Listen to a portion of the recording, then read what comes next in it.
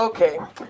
How is it that the Dark Territory's army, the mages, everybody in the Dark Territory going to war doesn't know anything about the Integrity Knights? Like, this episode and last episode was my favorite one of the season so far. This one was my second favorite. Like, the way that, like, even an Integrity Knight that I had no idea who this person was, the first half of this episode, like, I had no idea who this person was, got me to like this character as much as I do. I believe his name's Renly or Renly or something, just to see his past, in that, like, he was having a sword fight against one of his friends, and, like, he didn't expect, like, his friend's sword to crack and break or whatever, and he accidentally kills his friend.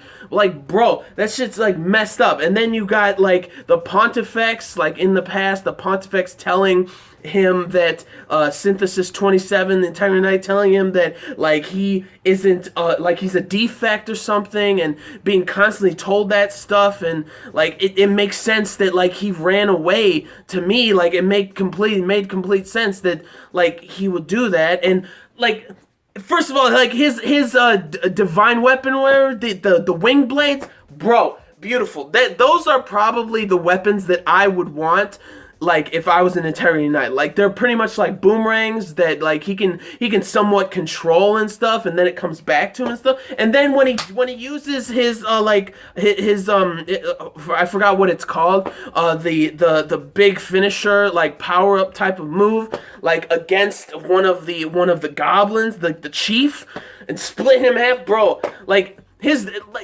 just this character that you only saw, like, for a second last episode, and then this half of the first half of this episode, like, got me so into this character, like, out of nowhere. Like, I didn't expect myself to really feel and be motivated by this one character that was only in the first half of this episode. And then he's in the tent with what's her name? The two girls from, like, the academy that are protecting Kirito right now, and then, like, a goblin was entering the tent where they were, where Synthesis 27 was, Renly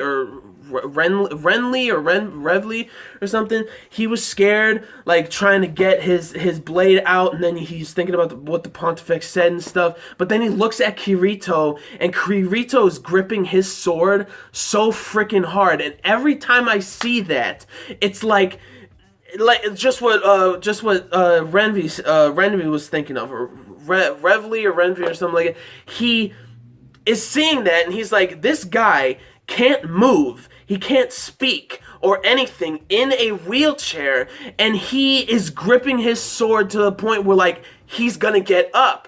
So then he's like, what am I doing, like, shaking and everything? Like, Kirito gave him motivation without doing anything except for gripping his sword, and he's like, you know what, screw this. And then he takes out his winged blades, and they're, oh my gosh, it was so beautiful. Like the way that he, like, used his ultimate move against the chief also, like, it turned into, like, a flower blade kind of thing, which, it was so beautiful. Just like what he said, it was beautiful and stuff.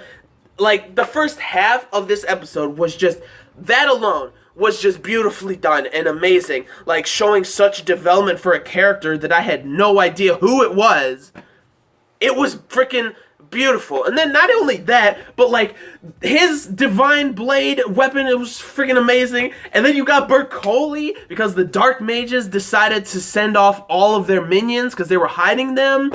But, like, Bercoli had his time splitting sword, like, already done with, like, all of these slashes that are in the air that are waiting for, like, all the minions to come, and then he uses it, and they all get wiped out. The Dark Mage did. This is what I'm talking about when I'm like, why hasn't the Dark Territory did any kind of, like, reconnaissance or try to, like get information on what these knights have and stuff? Because, like, they didn't even see that coming. They sent all 800 of the minions to go attack, and that shit didn't do nothing.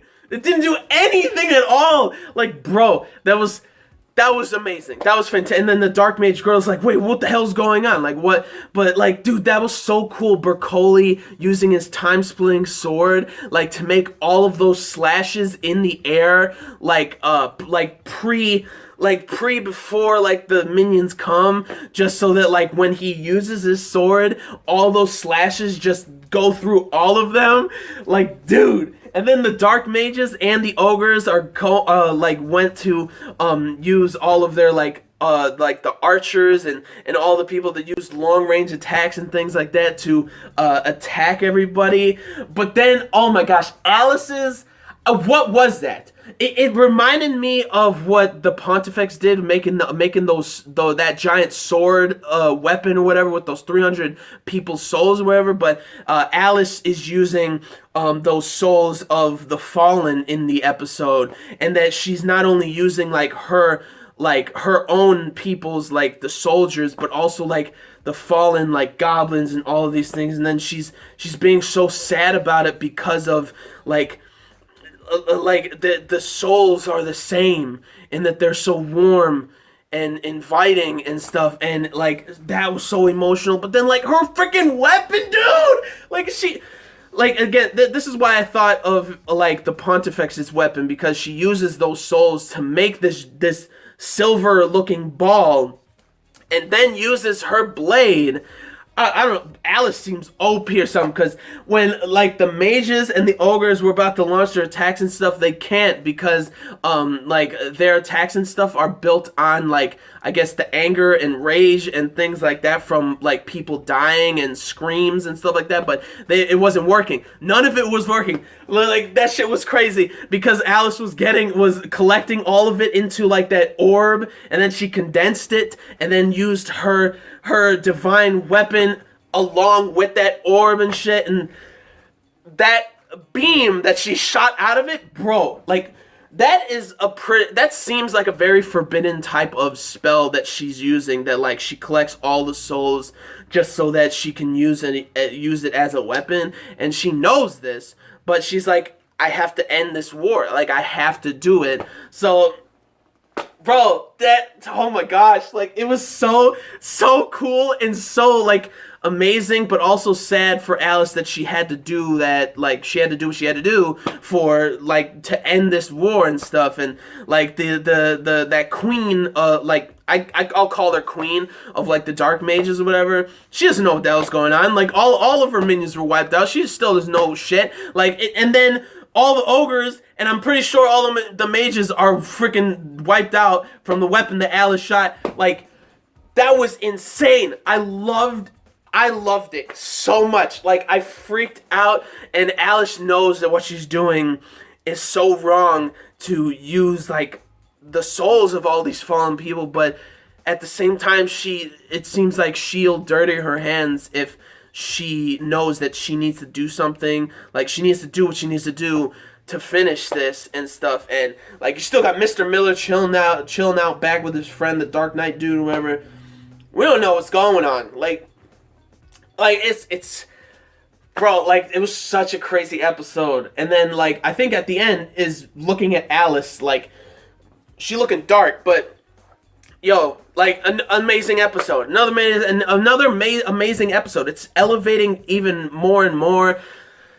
Oh man, it was so great. Again, just to see that development of that character that I have had no idea who that was in this first half of this episode. Like, amazing. Like, I loved it. That was such a solid way to give development of a character that we just see being scared and stuff. And then also those two twins that I thought they were going to do something, like, stupid or anything. It turns out they weren't or something. They were just in the smoke, slicing up all of those goblins and stuff, and they were trying to, I guess, to try and find Synthesis 27, that Interring Knight, the green-haired dude. That's who I was talking about the whole time. But like, just to see him, like, oh, okay, so you're finally, like, pretty much they're like, you finally got a backbone, right? And then they're like, what are your orders?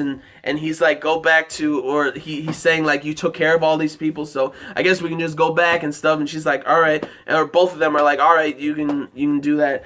And, oh no, they're both like, all right, and then they go. Man, like, dude, I liked his character. Like, I don't think I've had a character that I liked so much, like, in just a short span of time, ending up liking that character. Like, it was literally just the first half of the episode. So beautifully done and everything. And then those two little twin girls, like, kicking ass too, like, in the shadows, like, taking out the goblins too, like, bro, like, it was so good. And then him splitting the chief of those goblins in half, like he was nothing, bro. His development was awesome. And I loved it. I loved everything about it.